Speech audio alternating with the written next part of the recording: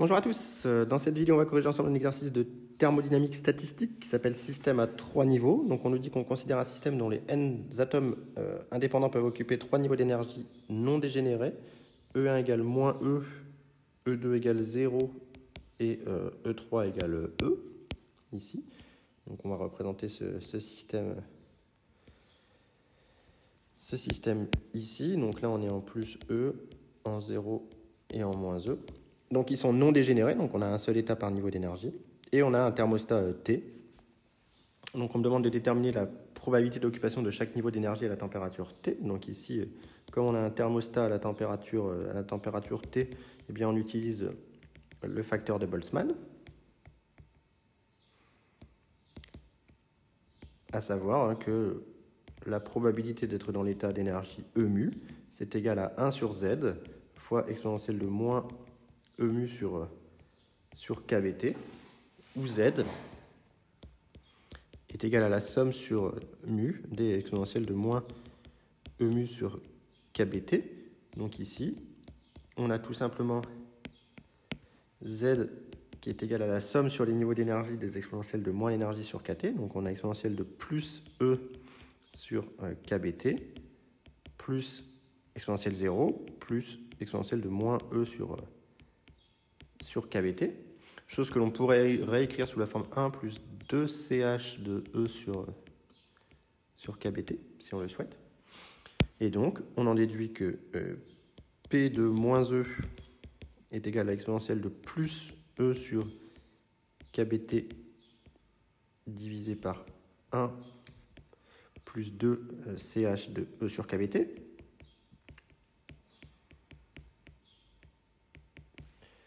P de 0, c'est la même chose, sauf qu'on a 1 au numérateur.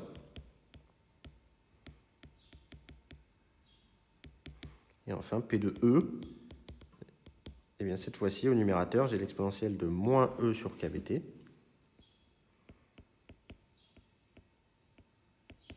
Divisé par 1 plus 2 fois le CH de E sur KBT. Donc voilà ce que me donnent les trois probabilités des 3 niveaux ici. Hop, je vais encadrer mes résultats, pardon, si ça veut bien fonctionner. Voilà.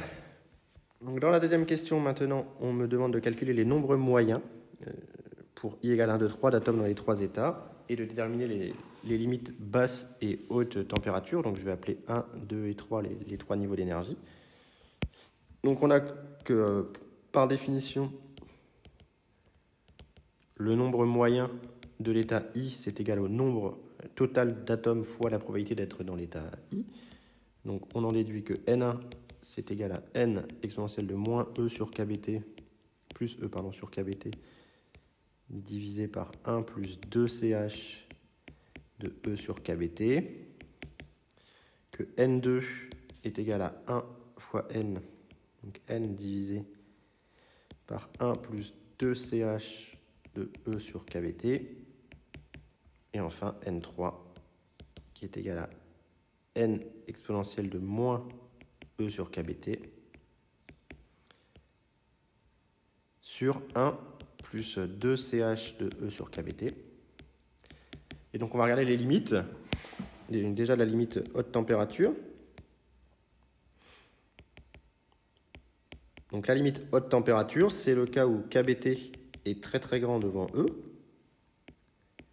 Ici, donc E sur KBT eh bien, tend vers 0.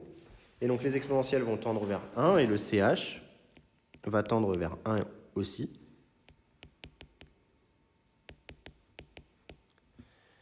D'où, à haute température, eh bien, N1 tend vers N sur 3, N2 tend vers N sur 3, et N3 tend vers N sur 3.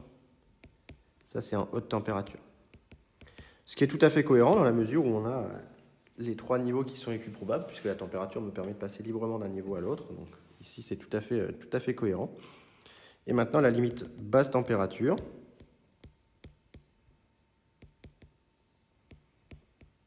Donc la limite basse température, c'est KBT très petit devant E. Autrement dit, E sur KBT très très grand devant 1. Et donc ici, on va avoir que l'exponentielle de moins E sur KBT va être à peu près nul. Moins E sur KBT tend vers 0. Ce qui me donne que N3 tend vers 0. On n'a pas d'atome dans le niveau 3. Et le CH de E sur KBT va se comporter comme l'exponentielle de E sur KBT sur 2. On va négliger le terme en exponentielle de moins E sur KBT. Et donc, on va se retrouver ici avec N2 qui tend vers 0. Donc, N2 se comporte comme N sur 1 plus exponentielle de E sur KBT. Et donc, on peut négliger le 1. Et donc, on se retrouve avec N sur exponentielle de E sur KBT, ce qui fait 0. Et N1. N1, lui, il est égal à N exponentielle de E sur KBT divisé par 1 plus exponentielle de E sur KBT. Et donc, comme je peux oublier le 1 puisque j'ai une exponentielle qui est très grande, je peux éliminer mes exponentielles. Et donc, j'ai N1 qui tend vers N. Donc, tous les atomes sont dans le niveau fondamental. Ce qui est cohérent, à basse température, on doit avoir tous les atomes dans le fondamental. Donc, tout ça peut se retrouver par un graphe que moi, je vous ai préparé sur Python. Donc j'ai tracé les populations moyennes, N1, N2, N3, que j'ai appelé N+, pour le niveau du haut, N0 pour le niveau intermédiaire et N- pour le niveau du bas, en fonction de la température. Et donc on voit bien qu'on a une convergence ici à haute température vers N sur 3 pour chacun des niveaux. Donc dans la question suivante, on me demande de calculer l'énergie moyenne d'un atome. Donc c'est de nouveau une définition. Epsilon bar, c'est la somme sur mu des E mu P mu, c'est donc égal à moins E fois P de moins E, plus 0 fois P de 0, plus E fois P de E. Et donc, ça va être tout simplement égal ici à moins E fois P de moins E, donc moins E exponentielle de E sur KBT plus E exponentielle de moins E sur KBT, divisé par notre constante de normalisation qui était 1 plus 2 CH de E sur KBT. Et en factorisant par E au numérateur, on reconnaît, par moins E, on reconnaît un sinus hyperbolique, ça fait moins E sinus hyperbolique de E sur KBT, divisé par 1 plus 2 cosinus hyperbolique de E sur KBT. Et donc, comme les particules sont indépendantes, l'énergie moyenne, c'est N fois l'énergie d'un atome. Donc, ça me fait moins NE, SH de E sur KBT, divisé par 1 plus 2 CH de E sur KBT.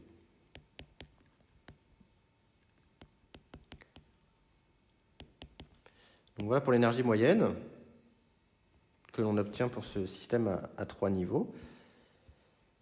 Et donc, on me demande de représenter l'énergie moyenne en fonction de la température, commenter les limites à basse température et haute température. Donc, j'ai fait la même chose. J'ai tracé, moi, sur Python, l'énergie moyenne. Donc, je l'ai divisé par NE, tout simplement, pour la ramener à quelque chose qui vaut moins 1 au plus bas. Et donc, en basse température, en très basse température,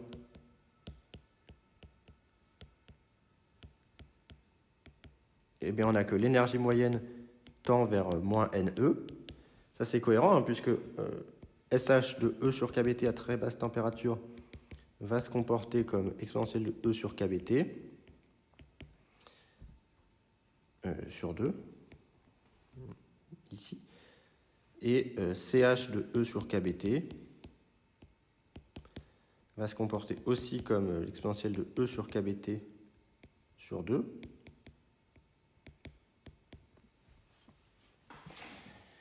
Et donc, on va bien retrouver que l'énergie tend vers moins NE, puisqu'on va se retrouver avec un CH ici qui va se simplifier, exactement comme on l'avait vu au-dessus dans la limite à basse température, les exponentielles qui se simplifiaient très bien ici. Et puis à haute température,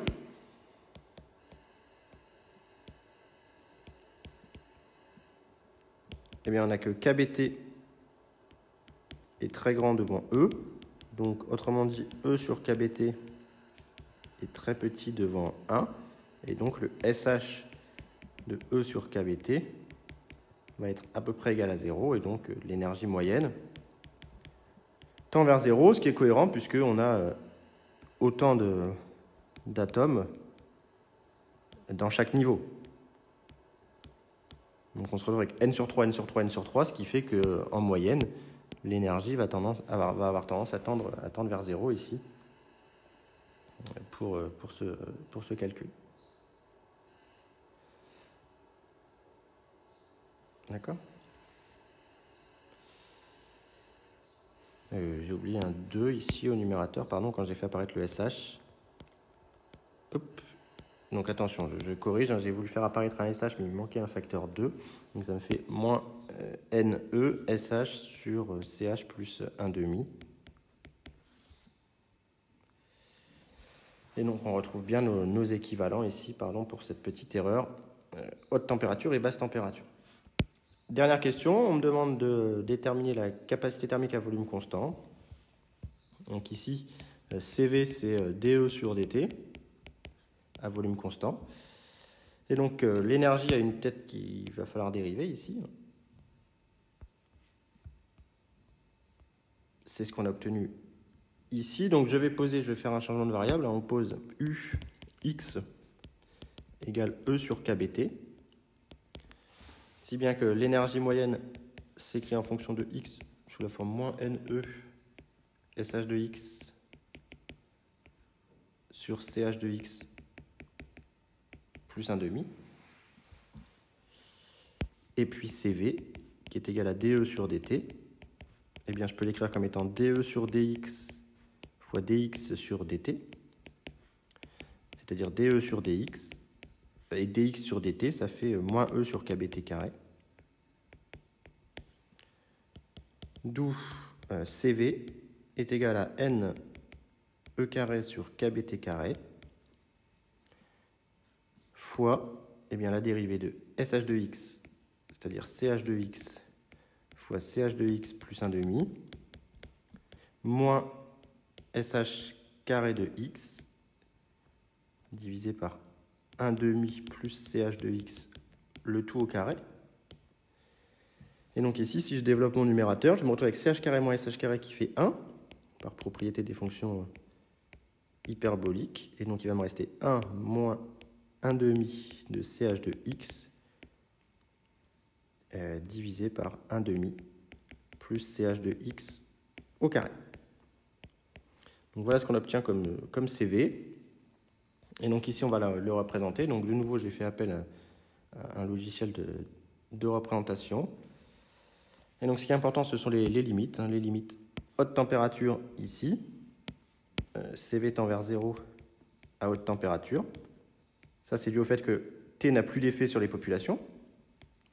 On a grosso modo n sur 3 dans chaque niveau. Peu importe que l'on augmente encore la température, on va rester à n sur 3 sur chaque niveau, ce qui fait que la capacité thermique ne va plus changer. Et à très basse température, eh bien, on a CV qui tend vers 0 aussi. Ça, c'est dû au fait que, eh bien, on a trop peu d'énergie thermique pour changer de niveau au tout début.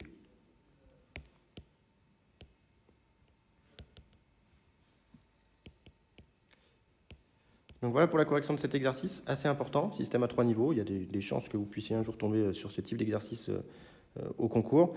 Le système à 2 niveaux, c'est vraiment le cas du cours. Et ensuite, système à 3 niveaux, on complexifie un petit peu en rajoutant un niveau. Et donc voilà, j'espère que la correction vous a plu. Et s'il y a des questions, surtout n'hésitez pas à les mettre en commentaire.